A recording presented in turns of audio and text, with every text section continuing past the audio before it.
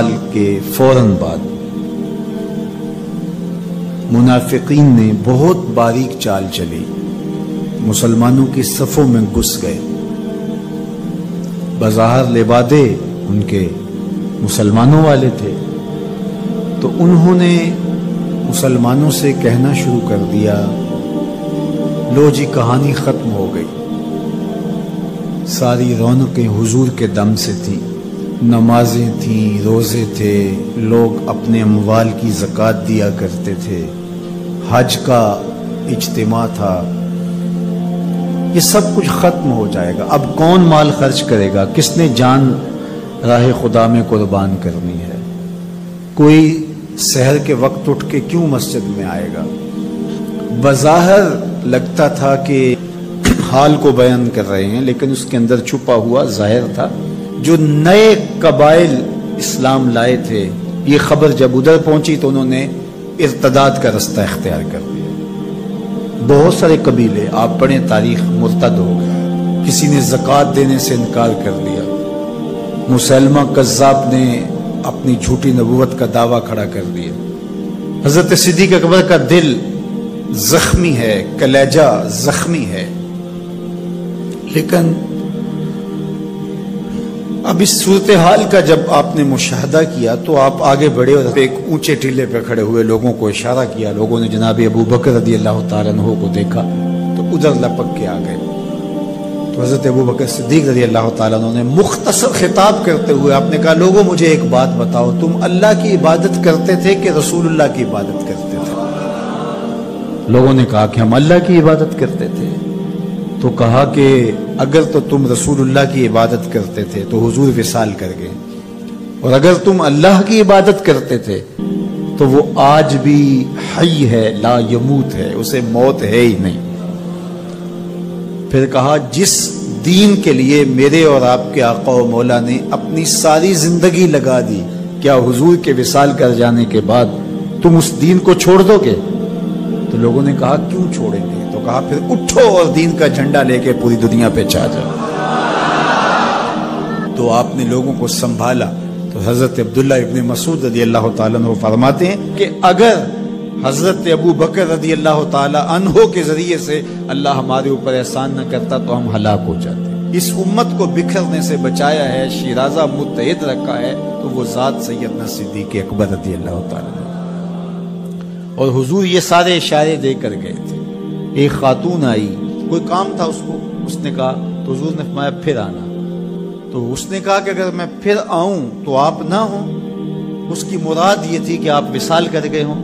تو آقا کریم علیہ السلام نے فرمایا، اگر میں نہ ہوا ابو بکر تو ہوں گے،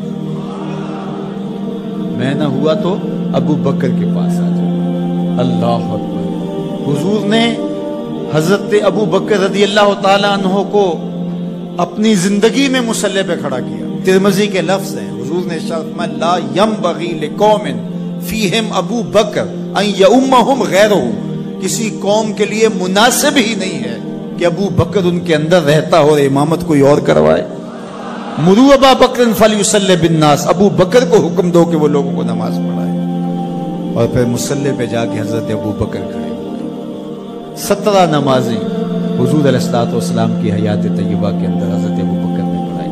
اللہ اکبر۔ فرمایا، ما نفعنی مال احد قط ما نفعنی مال ابی بکر، مجھے کسی کے مال نے اتنا نفع نہیں دیا جتنا ابو بکر کے مال نے دیا۔ اللہ کے علاوہ اگر میں کسی کو خلیل بناتا تو ابو بکر کو بناتا، لیکن اللہ میرا خلیل ہے، جنہیں سیدہ کہول اہل الجنہ کہا گیا، جنت کے بوڑھوں کے سردار بنائے گئے۔ حضور نبی رحمت صلی اللہ علیہ وآلہ وسلم کی نیابت اور حضور علیہ الصلوۃ والسلام کی خلافت کا تاج ان کے سر پہ رکھا گیا، جن کی صحابیت کو میرے رب نے قرآن میں بیان فرمایا، اذ یقول لصاحبہ لا تحزن ان اللہ معنا۔ جب غار ثور میں حضور علیہ الصلوۃ والسلام سیدنا ابو بکر رضی اللہ تعالیٰ عنہ کی گود میں سر رکھ کے لیٹے ہوئے تھے، سانپ ایڑی پہ ڈنگ کے ڈنگ لگا رہا ہے اور آپ اپنی ٹانگ کو جنبش نہیں ہونے دیتے، آنکھوں کا ہلکا توڑ کے آنسو حضور کے رخسار پہ گرتے ہیں، اور آقا کریم بیدار ہوتے ہیں اور بیدار ہو کے پوچھتے ہیں مالک یا ابا بکر، ابو بکر کیا ہوا؟ ادب کے اس کرینے کو جناب سیدنا صدیق اکبر نہیں بھولتے، کہتے ہیں فدا کا امی و ابی یا رسول اللہ، لو دیکھ تو حضور میری ماں بھی آپ کے قدموں پہ قربان جائے، میرا باپ بھی آپ کی راہوں پہ نچھاور، میرا قبیلہ میرا خاندان آپ کے قدموں پہ قربان، مجھے سانپ نے ڈس لیا ہے۔ تو محبت کا یہ اسلوب اور الفت کا یہ طریق آپ کو یہاں ملے گا کہ انداز الفت نہیں چھوڑتے۔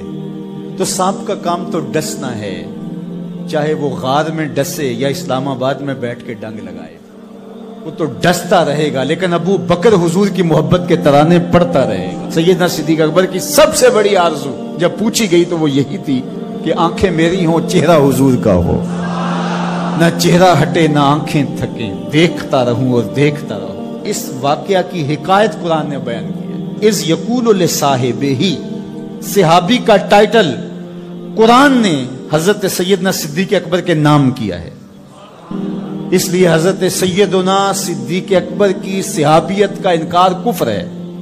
جو حضرت صدیق اکبر کو کافر کہتا ہے وہ خود کافر ہے، اس لیے کہ ان کا ایمان، ان کا اسلام اور ان کی صحابیت قرآن کی قطعی نص سے ثابت ہے اور ان لفظوں کے ساتھ ثابت ہے۔ اذ یقول لصاحبہ لا تحزن، کہا گھبرانے کی ضرورت نہیں، ان اللہ معنا، اللہ ہمارے ساتھ ہے، اللہ ہمارے ساتھ ہے۔ اور پھر کہا وَالثَّانِي اثْنَيْنِ إِذْ هُمَا فِي الْغَارِ، دو میں سے دوسرا، اللہ اکبر، اللہ نے دو میں سے دوسرا کہا ہے، یہ شان ہے سیدنا صدیق اکبر، جو ثانی اثنین ہیں غار میں۔ اللہ اکبر، یار کہتے ہیں حضور کا سایہ نہیں تھا، لیکن جناب ابو بکر سائے کی طرح حضور کے ساتھ تھے، قبر کے بھی ساتھی، بدر کے بھی ساتھی، سفر کے بھی ساتھی، حضر کے بھی ساتھی۔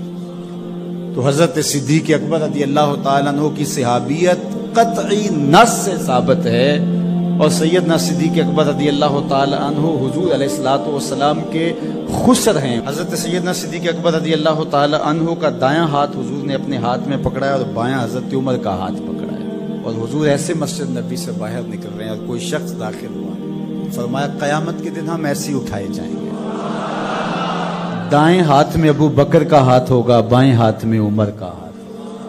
اللہ اکبر، یہ ہیں حضرت ابو بکر رضی اللہ عنہ۔ جو بدبخت سیدنا صدیق اکبر رضی اللہ تعالی عنہ کے ایمان پہ شک بھی کرے وہ مومن نہیں رہتا۔ یہ وقت بھی آنا تھا ہمارے اوپر کہ پاکستان کے دارالحکومت میں کھڑے ہو کر کے سیدنا صدیق اکبر رضی اللہ تعالی عنہ کے بارے میں ایسے نازیبہ کلمات کہے جاتے ہیں، استغفر اللہ، العیاذ باللہ۔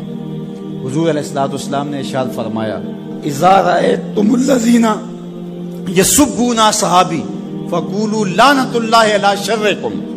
عبداللہ ابن عمر سے روایت ہے، حضور نے فرمایا اگر تم کچھ لوگوں کو دیکھو میرے اصحاب کو گالی دیتے ہیں اور تم کہو تمہاری شر پہ اللہ کی لعنت ہو، یہ حضور نے حکم دیا کہ یہ اس کے جواب میں ہو۔ اور ایک حدیث کے لفظ ہیں، حضور علیہ السلام نے ارشاد فرمایا من سب اصحابی فعلیہ لعنت اللہ والملائکۃ والناس اجمعین، جو میرے اصحاب کو گالی دے اس پر اللہ کی بھی لعنت، فرشتوں کی بھی لعنت اور تمام مخلوقات کی بھی لعنت۔ تو یہ ملعون جو حضرت سیدنا صدیق اکبر اور دیگر اصحاب کو بھونکتے ہیں اور ان کے بارے میں نازیبہ کلمات کہتے ہیں، ان کی شر سے اس ملک کو پاک کرنا چاہیے۔ چنگاری جب بھڑکائی جاتی ہے تو پھر پورے شہر جل جاتے ہیں۔ 7-8 سال قبل کی کہانی ہمیں یاد ہے کہ کیا دردناک لمحات ہوتے تھے، روزانہ لاشیں اٹھانی پڑتی تھی، وہ ایسے ہی ناعاقبت اندیش لوگوں کی وجہ سے۔ اگر اداروں نے اس میں تساہل برتا، سستی سے کام لیا، یا کسی شخص کی خوشنودی کے لیے انہوں نے پسو پیش کیا تو یا معاملے کو گول مول کرنا چاہا تو حالات کنٹرول میں نہیں رہیں گے۔ یہ بھڑکائی ہوئی آگ ملک کو خاکستر بنا سکتی ہے۔ اللہ میرے وطن کی حفاظت فرمائے۔ یہ ملک قربانیوں سے حاصل کیا گیا ہے اور اس کے امن کو بحال کرنے کے لیے ہمارے اداروں نے بہت محنت کی ہے، بہت لوگوں نے قربانیاں دی۔ تو ایسے ناہنجار لوگوں، ایسے بدبخت لوگوں کو فوراً قانون اپنی گرفت میں لے۔ اور ایسے بدزبانوں کو لگام دینی چاہیے کہ جو اصحاب رسول کو بھونکتے ہیں اور اتنے سخت جملے کہتے ہیں. معاذ اللہ سیدنا صدیق اکبر کو کافر کہا جائے گا؟ جو صدیق میرے نبی کے دل کا چین ہے، جو اسلام کی بہار ہے. عبداللہ ابن مسعود فرماتے ہیں بچے ہی ابو بکر کی وجہ سے تھے ورنہ ہلاک ہو جاتے. جس ابو بکر رضی اللہ تعالیٰ عنہ کو حضور نے مصلی پہ کھڑا کیا، جس ابو بکر رضی اللہ تعالیٰ عنہ پہ اتنا اعتماد تھا کہ ہجرت والی رات ان کا انتخاب کیا. حضرت سیدنا عمر رضی اللہ تعالیٰ عنہ نے حضرت ابو بکر رضی اللہ تعالیٰ عنہ کا ذکر کیا اور رو پڑے اور کہا کہ ابو بکر میری زندگی کی ساری نیکیاں لے لے اور غار والی ایک نیکی مجھے دے دے. اور پھر کہا کرتے تھے کہ کاش کہ میں ابو بکر کے سینے کا بال ہوتا. ابن جوزی نے لکھا ہے کہ ہمارے بزرگ اور اسلاف جو تھے وہ ابو بکر و عمر رضی اللہ تعالی عنہما کی محبت اپنی اولاد کو یوں سکھایا کرتے تھے جیسے قرآن کی آیتیں سکھائی جاتی. ان کی محبت اولادوں کے سینوں میں راسخ کیا کرتے تھے. معمولی سی میل بھی سیدنا صدیق اکبر کے بارے میں برباد کر دیتی ہے. اللہ کے نبی کا ہر صحابی با کمال ہے لیکن ابو بکر ہے. جے شک ہووی تے چل مدینے، جے شک ہووی تے چل مدینے، آ ویخ لے جوڑ مزاراں دا، بن یار نبی دیاں یاراں دا. تو ان سے ہماری محبت کا رشتہ استوار ہے. تو جس شخص نے بھی یہ جملہ کہا ہم اس کی مذمت کرتے ہیں. مذمت تو لفظ بہت چھوٹا ہے، اس کو قرار واقع سزا دیجئے. وہ بدترین انسان ہے روئے زمین پہ اور اس سے کوئی روح رعایت نہ رکھی جائے تاکہ آئندہ ایسے راستے بند ہو.